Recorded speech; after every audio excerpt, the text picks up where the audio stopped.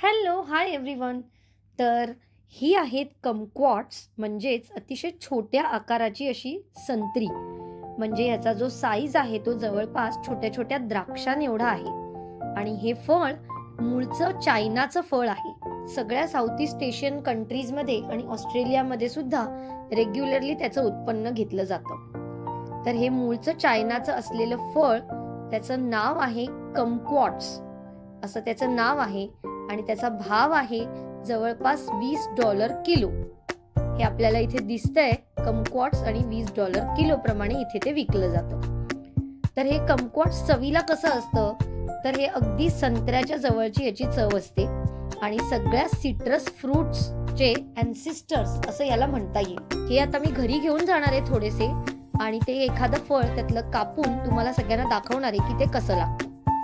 Hello hi everyone. तर हे आहेत कमक्वॉट्स आणि हे एशियन फ्रूट आहे। तर त्याच्याबद्दलचा माहिती देणारा व्हिडिओ मी आधी बनवला होता आणि अजून थोड्या माहितीसाठी म्हणून मी हे घरी घेऊन आले आणि हे तुम्ही बघू शकता की हे छोटंसं आपल्या द्राक्षापेक्षा थोडं मोठं असं फळ आहे। ऑलिव्ह एखादा ऑलिव्ह जर तुम्ही बघितला असेल तर त्या साईजचं हे फळ आहे आणि हे संत्र्याच्या जवळची याची चव आहे। म्हणजे छोटी संत्रीच म्हटलं तरी चालेल। तर हे मी आता एक फोडून बघणार आहे आणि खाऊन पण बघणार आहे आणि त्याची चव कशी आहे ते मी तुम्हाला सांगते।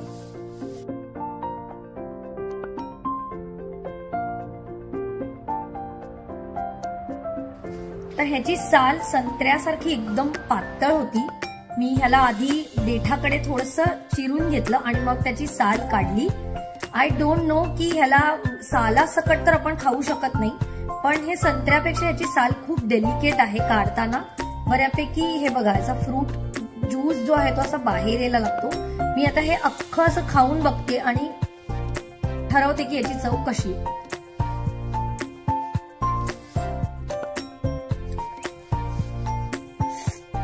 हे प्रचंड आंबट आहे।